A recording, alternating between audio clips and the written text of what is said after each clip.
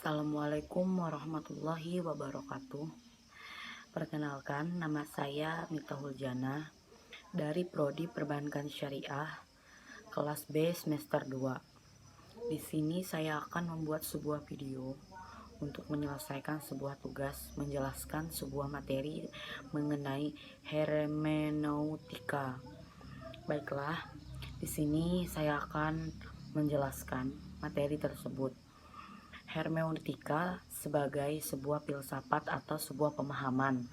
Hermeneutika pernah dipakai oleh orang Kristen sebagai metode untuk tafsir Bible, bahkan juga banyak dipakai oleh orang Muslim untuk menjelaskan atau untuk digunakan sebagai tafsir Al-Quran.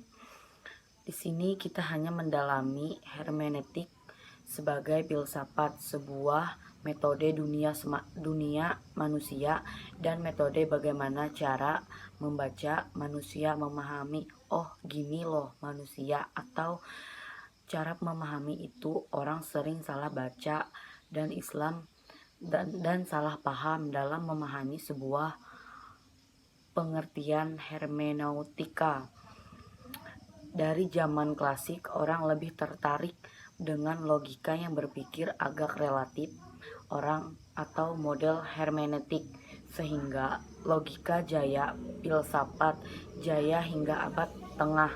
Pada saat filsafat jaya atau berkembang, terbarunya banyak sekali pemikiran muncul, yaitu seperti teori evolusi dan teori humanisme, sejarah kritis, dan kesadaran logisintrisme.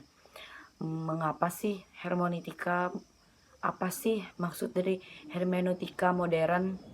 Nah, di sini yang pertama, kesadaran akan pentingnya ilmu-ilmu kemanusiaan dan satu keinginan untuk mempertahankan dan ilmu-ilmu berbeda dari ilmu-ilmu kealaman. Nah, bukan kedua sih, tapi lebih ke bagian anak-anak dari hermeneutika. Hermeneutika konservatif, yaitu seperti orang yang memiliki kebenaran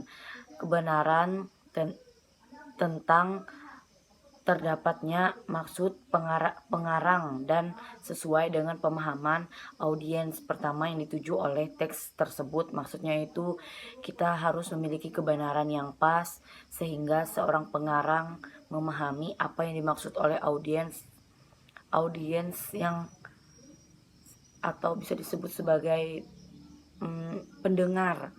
Kemudian pemahaman terhadap konteks historis, kultural, dan autobiografis pengarangnya merupakan salah satu cara untuk memahami teks. Kemudian hermeneutika dialogis, yaitu sebuah kebenaran teks ada dalam diri pembaca. Maksudnya si pembaca harus mendalami sebuah teks yang harus dijelaskan. Kemudian pemahaman konteks hanya membantu seorang interpreter tetap tidak membuat sebuah teks baru.